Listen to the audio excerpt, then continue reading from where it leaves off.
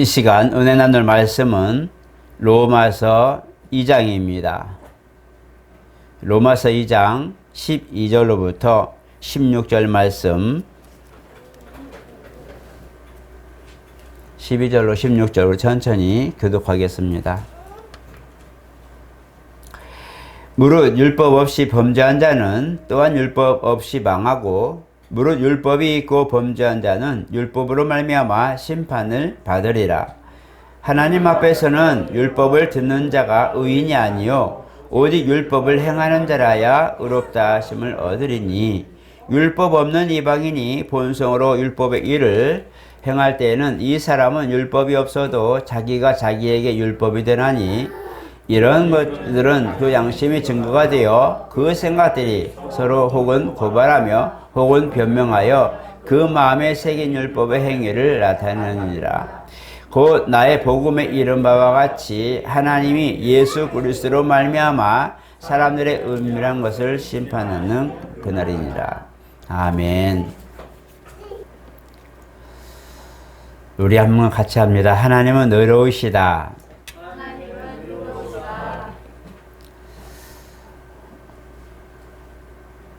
사람은 언어라는 게 있습니다. 물론 동물들도 자기만의 그런 신호가 있지만, 이렇게 다양한 그런 표현과 또 교통과 소통할 수 있는 그런 수단으로서 언어를 주신 것은 바로 하나님께서 인간에게 유일하게 허락하신 겁니다. 그 언어로 하나님께서 복음을 우리에게 알려주셨고, 또 물론 여러 가지 각각 나라마다 자기 방언들이 있지만, 그러나 그 안에서도 성경을, 하나님을 알만한 모든 지식들을 그 나라 각각 방언으로 이렇게 또 번역을 해서 지금도 활용하고 있지요. 세계적으로 많은 나라들이 있지만 약 280여 개의 그런 번역본으로 해서 종류가 이제 번역됐다고들 예전에 기록이 그랬습니다. 지금 뭐 더 많겠죠. 그렇게 각 나라 그 사람들의 언어의 그런 전달로 하나님을 알 수 있도록 허락해 주셨는데, 이것이 유일하게 인간만이 그렇습니다.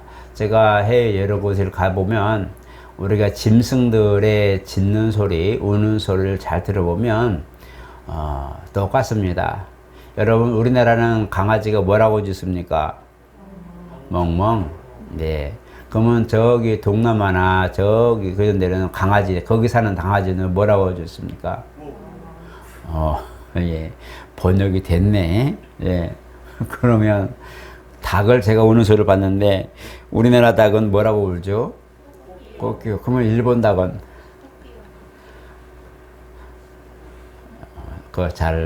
여러분들이 넌센스를 잘 못 알아듣시는군요. 다른 언어로 기가 막히게 울죠. 제가 동남아 가보면 닭이 우는 소리가 새벽에 들리는데 역시 마찬가지 꼬끼 옵니다.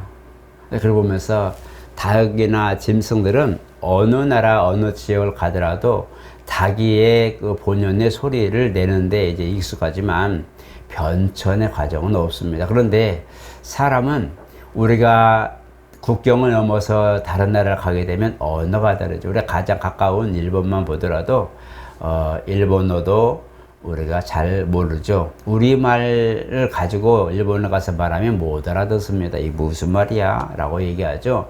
그래서 세계 공통어인 영어를 가지고 얘기하기도 하고 또 일본어를 배워서 가기도 하고 그렇습니다.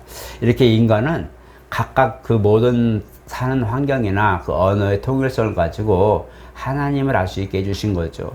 이 언어를 통해서 하나님을 알게 하신 부분들이 오늘 저와 여러분들 보고 있는 성경을 기록한 내용들입니다. 그래서 하나님의 뜻을, 내용을 전하고 또 뜻을 전할 때에 언어로서 전달해주고, 이것이 수백 년, 수천 년이 지난 지금에도 고스란히 우리에게 그 마음, 그 다음에 그 환경들, 그리고 그 사상과 믿음을 그대로 전달해 주고 있습니다.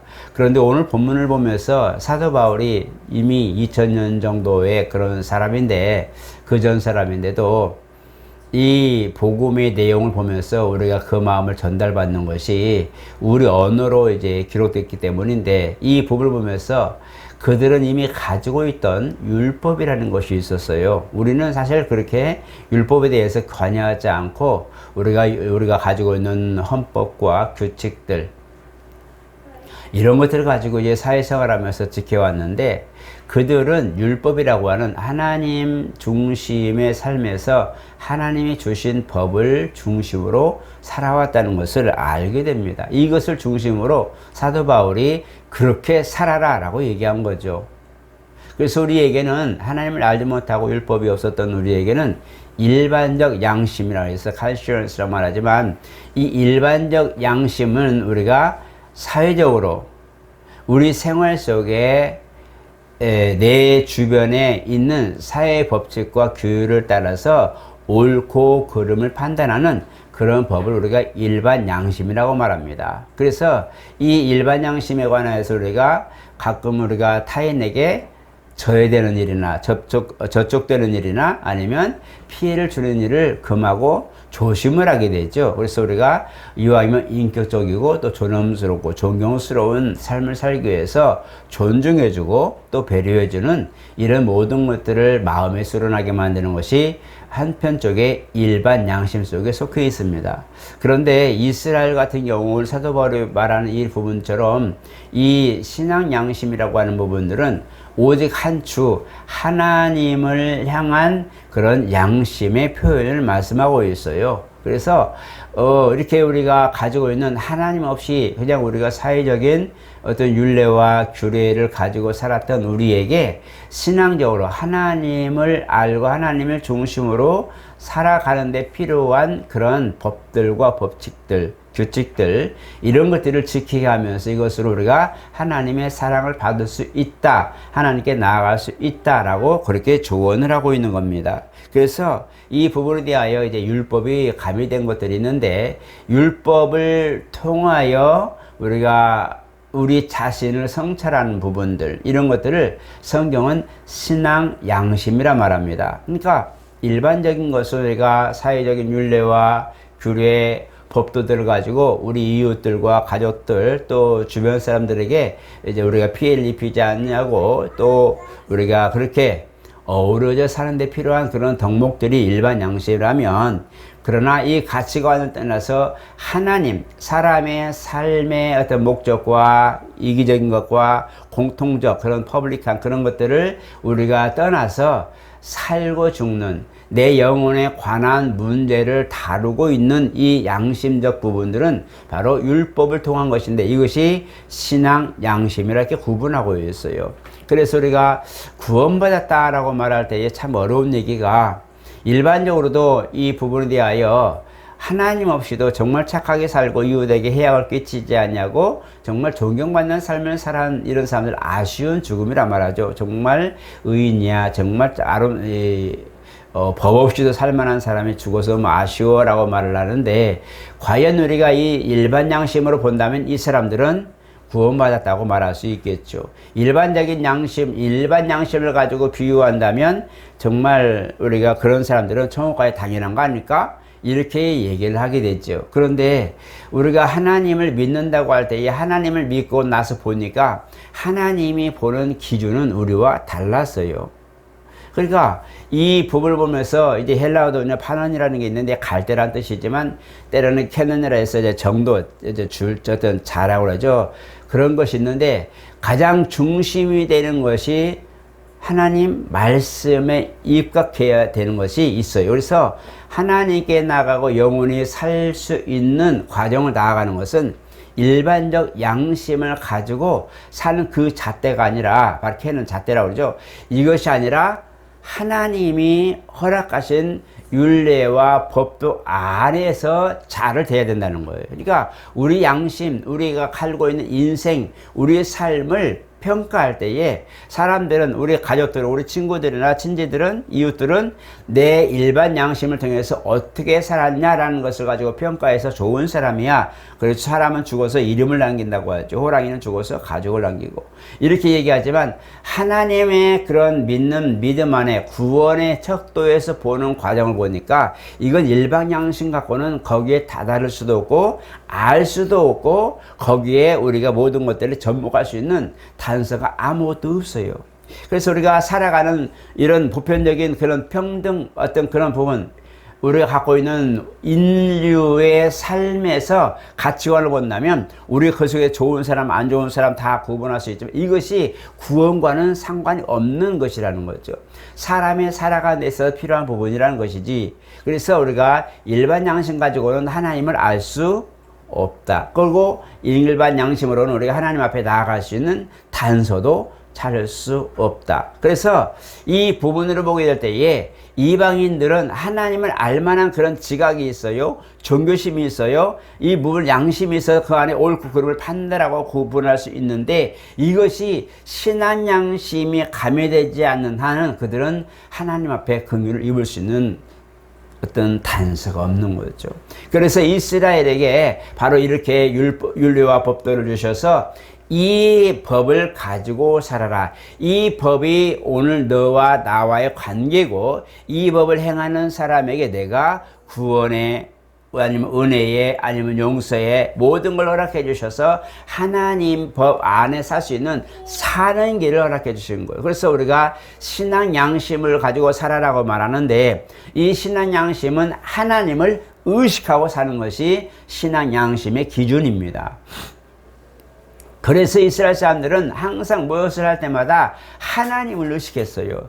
왕들도 역대기나 열왕기를 보면은 왕조를 가지고 왕으로서 사는 사람들도 하나님을 의식하고 때로는 제사장들이나 선지자들을 옆에 두고 그렇게 판결을 받았어요. 내가 지금 정책하는 거 이게 판단하고 실행하는 모든 것들이 하나님 말씀에 입에되냐 아니냐 하고 제사장들과 선지자들의 그 말을 조언을 들으면서 정말 나는 하나님 뜻대로 하고 싶어 라고 하면서 우상을 제거하기도 하고 또 때로는 성경 개혁을 하기도 하고 신앙 개혁을 운동을 하기도 하는 왕들이 더러 있었죠.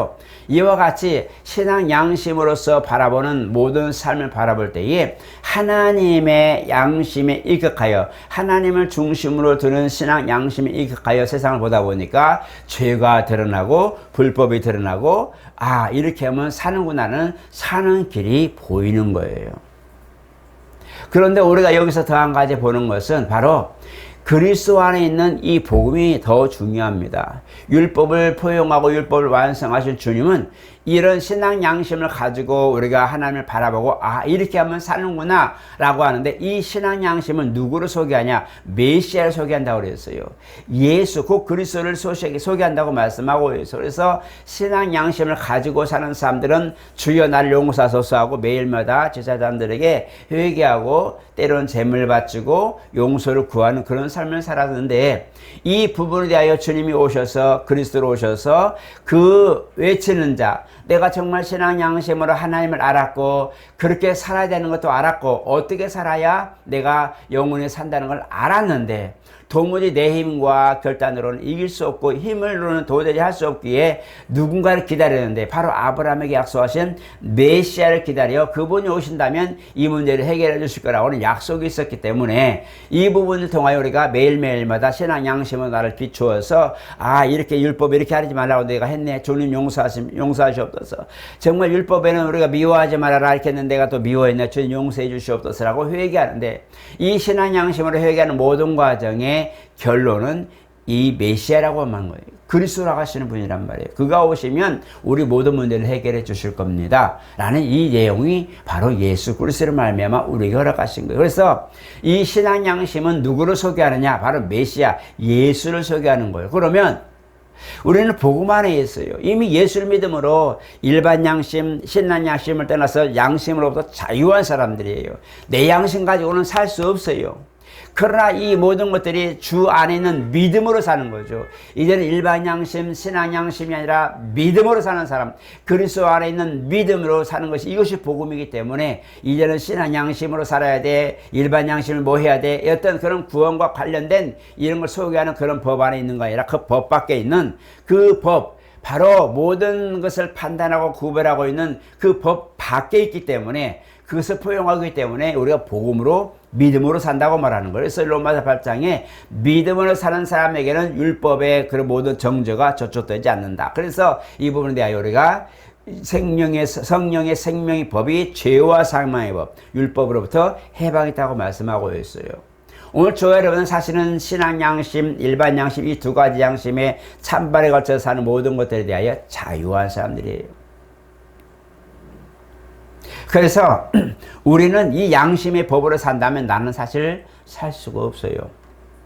신앙 양심으로 바라보면 율법을 봐야 되기 때문에 율법에 맞춰서 내가 살아야 되기 때문에 그것으로는 구원받을 길이 없는 거예요. 왜? 율법의 용무는 예수를 발견하고 예수께 나아가라는 소리예요. 율법을 가지고 사는 사람들은 메시아를 기다려라. 그가 오시면 해결해 줄 거라고 하는 약속을 가지고 있어요. 그런데 오늘 저와 여러분들은 이미 오신 완료하신 예수를 믿는 사람들이기 때문에 그런 양심적 모든 가운데서 자유함을 얻었어요. 그런데 우리가 지금 왜 우리 이렇게 보느냐? 만약에 여기가 우리가 더 나가서 회개에 관한 걸, 리펜턴스라고 하는 회개에 관한 우리가 만약에 어떤 문제를 제기한다면 우리는 신앙 양심의 눈으로 보아야 회개의 모든 것들이 접목될 수 있어요. 예수 믿었다고 모든 사람이 구원받았다고 회개하지 말라는 소리 없어요. 경성하라, 깨어있으라, 그러므로 깨어있으라. 이 부분들은 항상 신앙의 말씀을 가지고 내가 양심의 신앙으로서 양심의 자유를 얻었지만 그러나 그곳에 내가 유지하며 반드시 서려면 내가 항상 율법, 신앙 양심으로 나를 비추어서 어그러지지 않도록 나를 항상 나를 돌보는 게 중요하다는 거죠. 이것이 회개를 통해서 나아가는 거예요. 제가 회개에서 지금 몇 시간째 하고 있는데 이 부분들은 바로 뭐냐? 복음에서 우리가 양심으로 자유를 얻었어요. 신앙 양심으로서 자유를 얻었어요. 자유가 돼서 하나님이 자유한 사람이 되었지만 내가 자유한 자의 신분을 가졌지만 내가 더욱더 육체에 남은 삶을 살면서 그리스도와 연합한 삶을 살기 위해서는 뭐예요? 절제된 생각, 절제된 환경, 절제된 모든 그런 자유를 누리는데 이 복음을 보게 되면서 바로 신앙 양심을 통해서 내가 이렇게 사는 것이 하나님의 사랑을 받는 것이구나. 내가 이렇게 살아야 내가 하나님 앞에 나가는데 오늘도 내가 하나님 앞에 정말 자유함에 너무 감사한데 오늘도 내가 이 부분을 걸렸네. 어떡하지? 하고 하나님 내가 정말 주 앞에 내가 감사함으로 살아가는데 이 부분이 걸렸어요. 하나님 용서해 주세요. 하고 회개하면서 신앙 양심의 눈으로 보았을 때에 내가 이 부분을 내가 잘못구나. 이거 내가 이러면 안 되는데 왜 그랬을까 하고 하나님 죄송해요. 오늘도 내가 정말 잘하고 자유롭게 하나님 사랑받고 싶었는데 이 문제가 걸렸고 이 법이 내게 걸렸어요. 용서해 주세요. 하고 회개하는 데 있어서는 바로 신앙 양심이 필요한 거예요. 구원에 관한 문제는 우리가 양심으로 자유함을 입었어요. 이미 자유함을 입었고 구원받은 사람인데 구원받은 자로서의 삶을 살아가는 생활 속의 모든 형통의 삶을 살아가려면 신앙 양심으로 자기 자신을 성찰해보는 것이 좋다. 오늘날 많은 부분들이 예수 믿었어. 나님의 자유함으로써 나님의 양심의 신앙 모든 자유함을 얻었기 때문에 회개할 이유가 없어 라고 말한 부분들이 단체가 있어요. 이런 분들은 그 약을 무시하는 거예요. 신앙 양심을 무시하는 거예요. 그렇기 때문에 문제가 되는 거예요.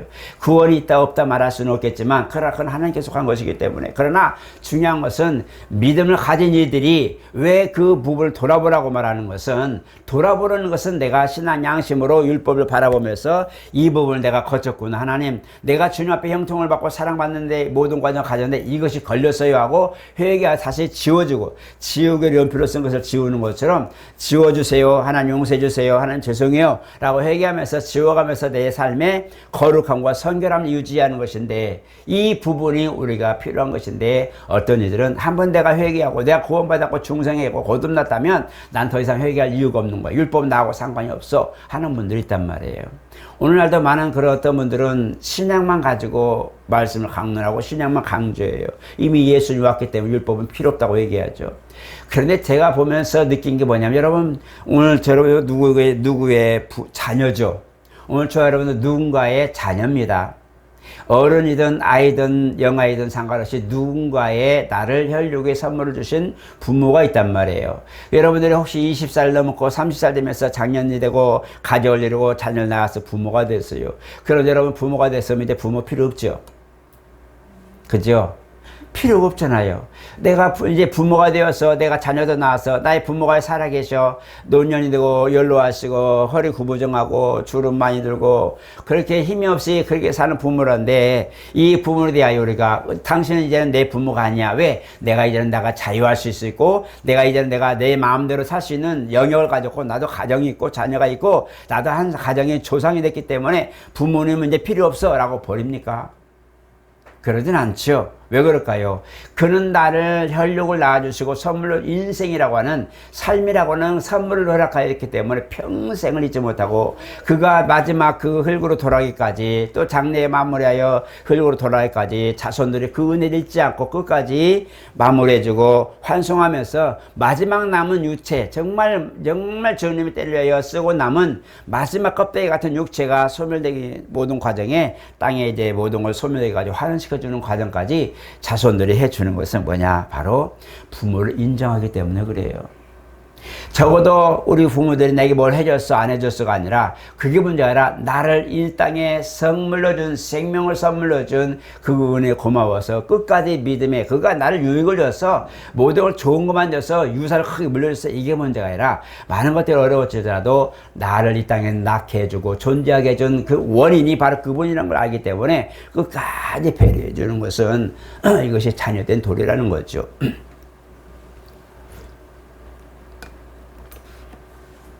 그와 같이 복음을 낳은 율법, 복음이 우리 가운데 와서 자유케 만든 생명의 법이라 할지라도 우리가 그 안에 자유함을 얻고 구원받았지만 그러나 그걸 잃어버리면 안 되는 거예요. 은혜를 잃어버리면 안 되는 거예요. 원래 우리가 죄인 되었던 것을 잊어버리면 안 되는 거예요. 그 원뿌리를 잊어버리면 안 되는 거예요. 우리는 로마서 보니까 덤으로 받았다고 그랬어요. 이스라엘이 더러 완악하게 된 것은 이방인의 구원의 수가 차기까지 더러 완악하게 된 거예요. 그들이 뭘 잘못했어요? 정말 신앙 양심으로 살고 더 열심히 살려고 하는 그들이 이 메시아를 정말 술에 태워서 복음이 이 땅에 오기까지 모든 역할을 다 감당한 백성들인데 그들이 뭘 잘못했어요? 오히려 잘못했으면 우리가 잘못한 거죠. 복음 안에 있지 않던 율법 안에 있지 않던 우리가 문제인 거죠. 우리는 덤으로 구원받은 거죠. 그런데 중요한 건 뭐냐면 그들도 그 은혜가 있기 때문에 신앙 양심을 돌아보아서 구약을 보면서 아 이렇게 사는 것이 좋은 것이구나, 이렇게 사는 것이 형통한 법이구나, 이렇게 사는 것이 하나님의 사랑을 받는 비결이구나 것을 알아가는 거예요. 그래서 복음 안에 율법이 있습니다. 율법을 버리라는 것이 아니라 복음 안에서 율법을 성찰하는 거예요. 율법을 가지고 자기를 성찰해. 그래서 사도 바울 이 부분에 대하여 거울을 보는 것 같다고 말해줬어요. 거울. 그래서 우리가 이 양심의 거울이라고 그래요. 미러. 그래서 거울이라 해서 바로 찬반의 양심이죠. 여러 가지 물론 양심에 대하여 우리가 각각의 방향이 다 할 때마다 강론이 다 다르고 제목들이 너무 많이 있어요. 양심에 대해서 너무 할 것들이 많지만 오늘 우리 부분에 대해서는 복음 안에 있는 신앙 양심을 말하는 겁니다. 복음 안에 이미 우리는 구원받았고 자유함을 얻었는데 이 신앙 양심은 나로 말미암아 더욱 겸비하고 하나님 앞에 겸손할 수 있는 더 하나님을 사랑할 수 있는 비결이 되는 것이다. 그래서 우리가 이걸 바꿔 말하면 회개하는 이 부분들에 대해서 회개는 내가 나의 연약함을 알게 되는 거예요. 회개라는 것은 내가 나의 연약함을 하고 주께 맡기는 거거든요. 주님께 의탁하는 거예요. 나의 연약함 때문에 내가 오늘 또 이렇게 했어요. 마음엔 알아요. 지식은 너무 잘 알아요. 그런데 몸이 환경이 나를 자꾸 어그러진 대로 이끌어가는 이런 과정을 보면서 하나님 오늘도 내가 정말 주 안에 자유함을 사고 그 누리고 살아보고 싶었는데 오늘 또 이렇게 보니까 내가 말씀에 저쪽되는 것들이 많아서 용서해 주세요. 하나님 죄송해요 라고 회개하는 것은 우리는 입술의 고백이지만 이런 것들은 내가 마치 아까도 말한 것처럼 연필로 쓴 것들을 지우개로 지워서 우리가 소멸시키는 부분의 과정이기도 하다. 아시겠죠? 이런 부분들이 그래서 오늘 저와 여러분들이 나는 정말 복음 안에 자유한 사람인가, 그리고 나는 이 복음 안에 자유한 자로서 정말 내가 신앙 양심으로 율법을 바라보면서 하나님의 사랑받을 수 있는 비결을 나 오늘 또 찾고 부지런히 찾고 있는 사람인가라는 것을 보면 우리는 정말 하나님 앞에 더욱 사랑받는 존재가 될 겁니다. 진정한 자유는 성경에 말하는 진정한 자유는요, 그 법에 우리가 들어와 있을 때 자유를 누리는 거예요. 느낄 수 있는 거예요. 법이 내 안에 효용의 가치가 없으면요, 이거 자유가 아니고 방종인 거예요. 나태함인 거예요. 우리가 하나님 말씀을 읽는데 그 법 안에서 자유를 누릴 수 있는 거지, 법이 없는 가운데 무법천지에서 자유한다는 건요, 방종이고요, 해악인 거죠.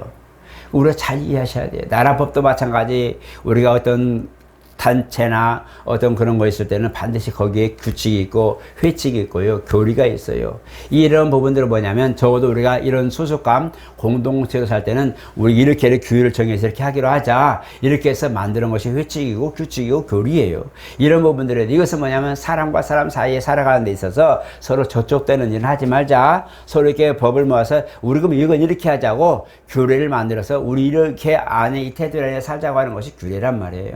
주님도 우리에게 그렇게 말씀해 주셨어요. 적어도 나를 따라오려면 적어도 이렇게 하고 이렇게 해라 라고 말씀해 주셨어요. 이미 나를 불러주셨어요. 나를 살려주셨어요. 생명을 옮겨주셨어요. 나를 자유하게 해주셨어요. 법안 나를 이제는 정죄할 것이 없어요. 그런데 그 주님이 뭐였어요? 얘야 나를 따라오려면 이렇게 말해요. 나랑 같이 갈 때에 나는 너를 불러서 나와 함께 하겠는데 나랑 같이 갈 때는 요렇게 좀 지켜줘 라고 하는 것이 신앙 양심이에요.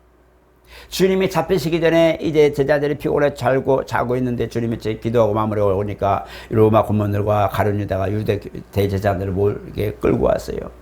그러게 뭐라고 주님이 일어나라 함께 가자. 보라 나를 파는 자들이 가까이 왔도다. 일어나라 함께 가자. 주님이 내게 은혜를 주시고 구원을 받아서 모든 것들을 함께 지금 죽어도 천국 갈 사람이지만 그러나 주님이 남은 생애 동안에 나랑 함께 가자. 자기 십자가를 지고 따라오라 말씀했다면 그 십자가를 지고 따르는 것은 바로 신앙 양심인 겁니다. 그래서 주님 나를 살려서 얘야 이리 와 하고 진흙탕에서 건져내고 옷을 다시 입혀서 갈 때 얘야 이제 가자 하고 가는 길이 바로 필요한 것이 뭐냐 신앙 양심인 거예요. 은혜가 있고 복음이 있고 구원이 있고 있는 것들이 이미 나를 진흙에서 끄집어냈어요. 새 옷을 갈아입히죠. 이게 거듭난 거예요. 새로 갈아입혀서 새 땅에 딱 옮겨놨어요. 나를 이제는 사는 길로 옮겨놨어요. 자유하게 해놨어요. 진흙탕에서 고민하지 않아도 돼요. 자유하게 해놨는데 이제는 뭐냐 멈춰있는 것이 아니라 적어도 여정을 가야 돼. 어딘가 목적지를 향해야 되잖아요. 영원한 그런 나가는 길을 가는 데 있어서 그렇게 갈 때에 이 말씀 가지고 살아 이 말씀 가지고 살아 이 믿음 못 살아 하고 알려준 것이 신앙 양심이에요. 이걸 여러분들이 아셔서 하나님 내 안에 있는 믿음이 더욱 빛을 발하고 내 안에 있는 믿음이 결실하게 하여 내가 더욱 하나님 말씀을 분주하게 찾고 더 말씀만 내가 순종할 수 있게 도와주시옵소서. 정말 내가 율법이 필요 없어라고 말할 것이 아니라 하나님 내가 정말 주님의 사랑받기 위해서 이렇게 순종하려고 하는데 나를 도와주옵소서. 삭개오라는 사람이 그도 정말 많은 재물을 얻은 사람이에요. 그런데 예수님을 만나서요. 삭개오가 뽕나무에 올라갔죠. 키가 작으니까 뽕나무 올라가서 예수님 지나간다고 이렇게 봤는데 그걸 주님이 보셨어요. 많은 사람들이 나무에 올라가서 보고 있었지만 삭개오라는 사람을 봤어요. 그 열정을 보고 불렀어요. 삭개오야 내려와라. 내가 오늘 밤 너희 집에 하룻밤 먹고 갈게 라고 말했어요. 근데 삭개오가 내려와서 너무 더우니까 자기 입으로 얘기하는 거 주여 혹시 내가 이 부분이 있는데 주님 내 집에 들어오시면 내가 재산을 딱 떼어서 절반을 가난한 사람들에 나눠줄게요. 이게 쉬운 말 아니죠. 우리가 주님 만났기 때문에 주님 내 재산을 절반을 딱 떼서 가난한 사람들에게 내가 헌금하겠습니다. 이런 사람은 거의 없죠. 지금도 정말 1000명이나 이제 10,000명 중 한 사람이 있을 만하겠죠. 그러한 믿음을 가지고 주여 내가 내 절반을 뚝 떼어서 가난한 사람 나누겠습니다. 그리고 또 뭐였어요? 내가 혹시 누구 것을 토색하거나 불법을 한 거 있으면 4배나 갚겠습니다. 율법에 보면서 4배나 갚겠습니다 할 때 주님 뭐라고 그랬어요? 그걸 줬기 때문에 반인을 떼서 가난한 사람 나눠줬기 때문에 아니면 내가 토색한 일 있으면 4배나 갚겠습니다. 이 말 때문에 그게 아니었어요. 이 사람도 이스라엘 사람이라고 인정한 부분들은 그는 하나님을 믿고 찾되 적어도 신앙 양심으로 항상 가슴에 율법을 가지고 간직하며 살고 있기 때문에 이도 유대인이라고 말한 거예요. 이스라엘 사람이라고 말한 거예요. 행했다. 뭔가 가시적으로 표현해서 표적으로 뭔가 열매 맺었다. 현실적으로 뭔가 열매가 맺었다. 이런 것도 중요하지만 주님 보시는 것은 바로 그 안에 그 양심 속에서 적어도 율법을 지키려고 노력하는 사람. 사람들이 보기엔 죄인 이렇게 표현하고 그 사람을 멀리했을지라도 그러나 주님은 그 속에서 말씀을 따라 순종하려고 노력하는 그 사람의 보면서 믿음을 보면서 이 사람도 참 이스라엘 사람이다 이렇게 말하는 거예요. 성경은 이렇게 주님이 진짜 이 사람은 진짜 참 이스라엘 사람이라 나다나엘도 그렇고 많은 사람들에게 그렇게 고백하고 변증해 준 걸 보게 됩니다. 그런 사람들을 보면 항상 가슴에 하나님의 그 양심 속에 신앙 양심이 들어와 있어요. 이스라엘의 구원의 때를 위해 기도하는 사람, 정말 말씀을 듣자 순종하면서 그 말씀을 어떻게 지켜보려고 노력하는 사람, 이게 바로 신앙 양심의 그 모든 가치를 두고 사는 사람들이었단 말이에요. 오늘 저 여러분들도 이와 같이 이 사람은 정말 내 제자가 맞아, 이 사람은 정말 내가 사랑하는 아들 맞아 라고 우리가 칭찬 들을 수 있는 것은 내가 뭘 했다, 뭘 가득했다, 뭔 열매 맺었다가 아니라 정말 내 안에서 그 법을 지키려고 노력하며 그 마음에 법을 두고 사는 사람들이, 이게 바로 양심입니다. 양심에서 우러나는 신앙, 양심을 말하는 거예요. 우리가 쉽게 사는 일이 있고요, 우러나 사는 일이 있어요. 이것을 저런 거 여러분들 보시면 금방 알 수 있어요. 자신의 양심을 판단해 볼 수 있어요. 어떤 때는 이걸 내가 해볼 때에 시켜서 목사님이 하시라고 그래서 해서 하는 사람도 있지만, 어떤 일은 자진해서 이거 왜 짜고 스스로 말하지 않아도 알아서 하는 사람도 있단 말이에요. 내 안에서 양심에 끌려가는 양심보다도 적극적으로 내가 그걸 보면 사람 때를 위해서 기다리면서 말씀을 중심하다 보니까 보이는 거예요. 이거 내가 뭐 어떻게 해야 되겠다. 아이가 이렇게 얼른 와서 일으켜주고, 아이가 위험하면 얼른 와서 도와주고, 야, 누가 엄마 애기 지금 어떻게 있어요? 라고 말하는 사람들은 알려주는, 물론 소식을 들려주는 것도 좋지만, 먼저 그 보면서 달려가서 빨리 그를 데려와주고, 안전한 곳에 앉혀줄 수 있는 그 열정, 이 무엇이 뭐냐? 바로 양심 속에 그 모든 것들을 이미 내가 준비된 사람이기 때문에 그래요. 주님을 위한 사람도 똑같은 거여서, 우리가 오늘처럼 보면서, 나도 주님을 위하여 준비된 사람, 주님의 때를 위하여 준비된 사람, 언제든 주님이 부르실 때에 여기 내가 해야 되겠다고 결정하고 결단할 수 있는 이런 과정들, 이런 신앙을 가진 사람들이 정말 신앙 양심을 가지고 주 앞에 자유한 사람의 모습입니다. 마지막 하나는 바로 뭐예요? 아까 말한 대로 법 안에 있을 때 자유하다. 법이 없으면 율법을 지키는, 이것은 살고 죽는 문제예요.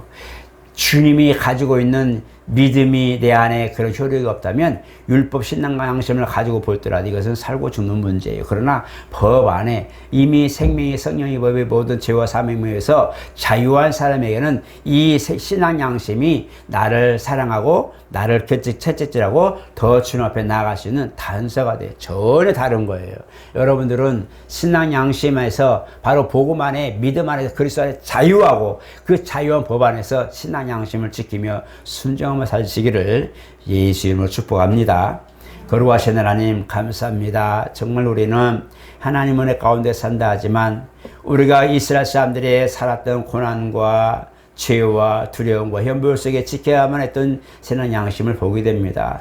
다행히 우리는 그 안에 들지 않고 복음이 완성하신 그리스도 안에 있는 믿음이 있으므로 우리는 그런 과정 거치지 않았어도 구원받았으니 너무나 감사하고, 정말 우리가 구원을 받을 때에 주님이 긍휼하시고 이방인까지 살리시기로 결심하신 요한복음 11장에 있는 것처럼 이방인도 주님이 구원하기로 결심하여 십자가로 오셨사오니 이것이 우리에게 은혜가 되어 구원의 능력이 되었습니다. 이제는 믿음 안에 자유하며 구원의 모든 반열에 들은 우리가 이제는 주님을 더욱더 사랑하고 다르고 또 겸손히 살기 위하여 신앙 양심을 가지고 살 때에 도와주시옵소서. 더 우리가 그런 신앙 양심을 비추어 볼 때 견책해 주시고 우리가 바른 길로 가게 도와주시고 구원받은 자로서의 삶을 제대로 살 수 있도록 이끌어 주시옵소서. 우리도 우리 양심을 따라 순종하되 신앙 양심을 따라 순종하며 하나님 앞에 사랑받는 비결을 깨달아서 더욱 주님 앞에 함께 할 수 있는 역사가 일어나게 도와주시옵소서. 예수 이름으로 기도드리옵나이다. 아멘.